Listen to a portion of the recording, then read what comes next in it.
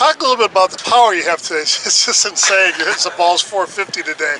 Anyway, and you're not a very big guy. How big are you?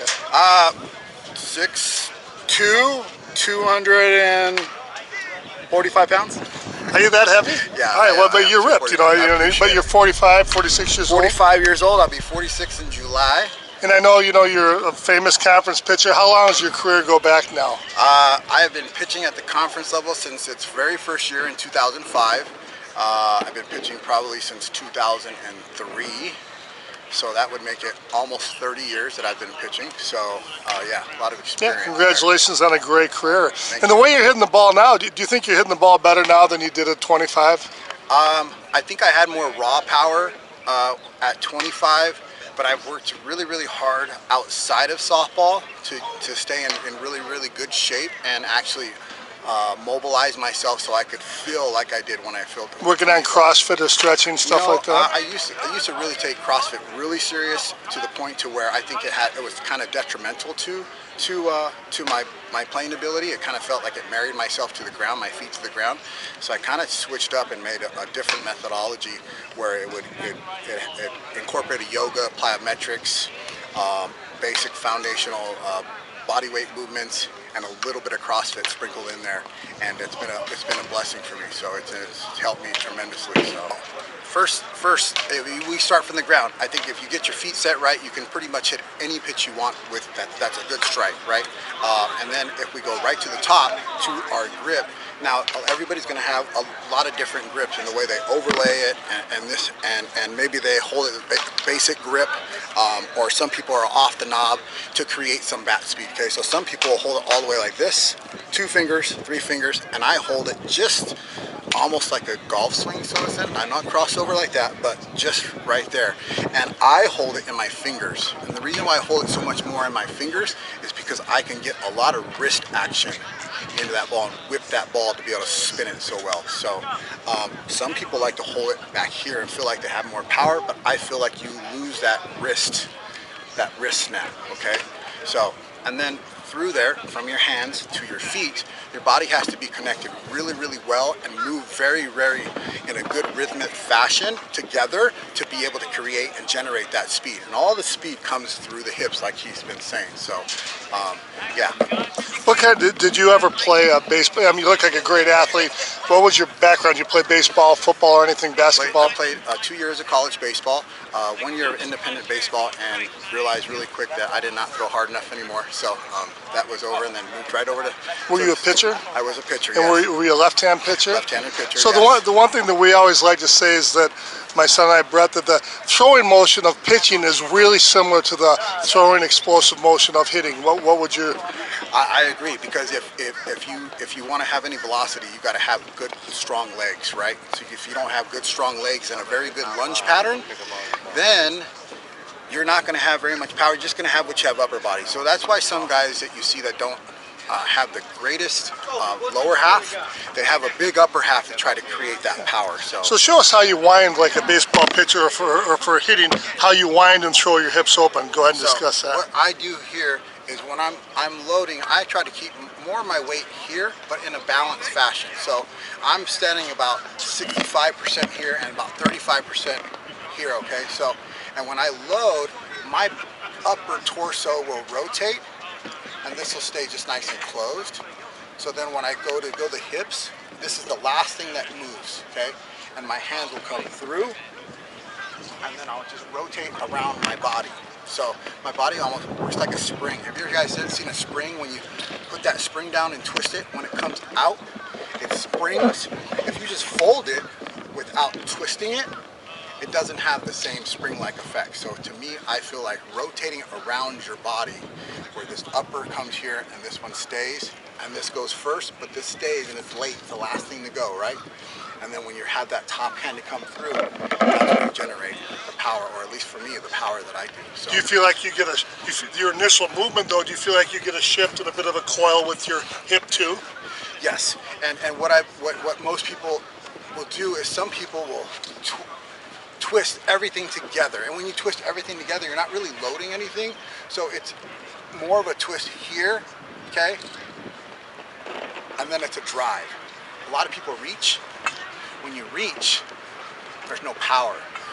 When you drive, see the difference there? When you reach, you left everything, and it pretty much opened up everything and all the power leaves. But when you drive and you push from that back leg, that's where the power comes from, especially when the hands stay back. And that uncoil rotating against the front leg. Do you feel like your uncoil buries finishes the plan of your front foot? Yes, but then I'll finish 50-50. I'll try to finish 50-50. So when I come through, I'm in that front foot and everything's here. But when I finish, I'm trying to finish 50-50 balanced. Because if I finish out my front foot here, then I'm not really utilizing all my power. Does that make sense? Like I'm drifting. I don't want to drift. I want to twist around my body. Your front leg's got to catch as a brace, and that keeps your body in the launch angle back to a degree, you know, like a... And you want to land soft like you have an egg underneath your foot, because if you step, all the power I feel goes down. So the harder you step down, I feel like the power leaves. But when you land softly from a drive, now you can actually push your power into it and have that rotation. And rotation's everything. He feels like when he comes around with his rotation, I'm waiting to hip replacement, so I can't do it very good here, but he says he feels like he's almost kneeing somebody in the nuts with the back knee. Do you have that feeling of your rear hip? Absolutely, absolutely, and that's like an old baseball one where your front lead drives in through it. Is that right, Scope? Yeah. Yeah. So when you're coming through, you're really coming through, and those hips are coming. I think Bryce Harper demonstrates that. Yes, so he really does. Does he really does. I mean, Bryce Harper's hip action is self-thrust, balanced thrust that generates everything. And so a lot of the movements that I do now are the movements that have created that power that did I have? Yes, but did I have it, say, 3-4 years ago? No, I had good enough. But now I have power that where I feel like I can miss and still get them out really well. So, and I've worked really hard, and a lot of that is that lunge pattern. To me, I think baseball and softball is really big based off the lunge pattern. Everything you do is in a lunge, right? Whether you run, whether you field, whether you hit, whether you throw, everything is in a lunge pattern. And if you have good rotation and a good core and good strong hips, you play for a long time. When you have all that power of the hips going, we talked about before, you just take your hands as fast as you can, and you feel like you get a little more lead arm focus as a guide, right hand focus is a guide for taking that hip power to the ball. And Scobie, help me out here. For me personally, my knob, okay, the knob, I'm leading, but I'm leading on the inside, so I'm trying to keep this bicep here connected for as long as I can, so I'm inside the ball. So if I need to go to the backside, to the opposite field, or the middle, or be able to pull, it's the same exact swing. Nothing changes. So I try not to let nothing change. Now, sometimes the pitch doesn't agree, and you kind of have to make something happen, right? You have to make something happen. But I really like how he's throwing the knob of this bat this way to generate this whip and trust the fact that the bat's coming behind it. Because the bat's going to come behind it with that top hand. Now, if the hand is like this, think about that. You have no wrist load, right? Everybody wants to hold it like this because it feels like it's secure, but it's really not. It's like almost like your son with your golf swing, right? Like here, and he's got that great rotation, that whip, because it's here, and then it's, see how loaded that wrist is now? Loaded to create that power. And watch how much that top hand creates that bat speed with the hip at the same time. So for me here, and then there through. Where most people, when they do this, it feels stronger, but they're not. It feels stronger, correct. It feels stronger, but you lose so much swing speed on it. Do you feel like wrist snap or arm extension brings you more of the snap? I would say both Extra together. velocity. Yeah, both together.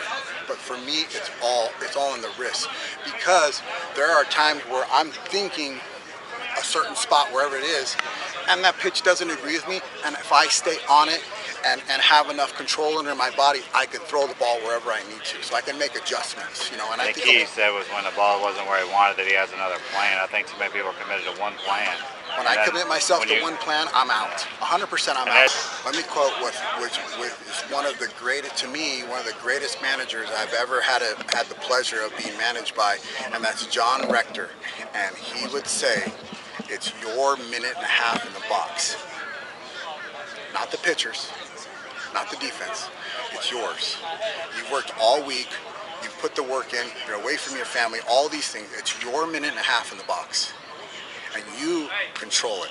Now, as a pitcher, right, I'm trying to control it. And that is the beauty of the game that I love so much, is that chess match back and forth. But when I'm hitting, it's my minute and a half in that box. Whether it's the first swing or it's a full count and I walk Because whatever. as a pitcher, you were on everybody else's minutes. So yes. Yeah. So I'm trying to control that too as a pitcher, but as a hitter, I want that. I've worked my tail off all year. I worked my tail off all week. I worked my tail off my entire career, right, of playing ball. It's my minute and a half in the box, and I'm going to take every advantage that I can to set myself up for success. What's the nickname Dirty? How'd you get that? So I got that as a kid, and every time we had practice, I was always filthy after practice, and one of the parents said, "You're dirty." And they actually had trash cans and like tarps in the back of their cars. They're like my parents, Dwayne and Laura, they would put trash cans and tarps. So when I sat in the back, it was in the trunk. I'd be in the trunk of everybody's car because I was so dirty. So rainouts, I was in the mud. So that just kind of stuck. I always thought it was a softball related term. So. Yeah, no, it's just I've had that since a kid. And so, yeah, it's awesome. It's legendary. Well, hey, thank you so much. Appreciate it, man. Absolutely. Thank you. Part of our DeMarini Wilson parent company is Slugger, and want to congratulate Robert Blackburn, big friend of the show, and Matt Brady. Both of these guys have been on a lot. Matt Brady with his military bat. Of course, DeMarini's been our main partner for 14 years. They have 4 really outstanding senior bats. Here's Brett.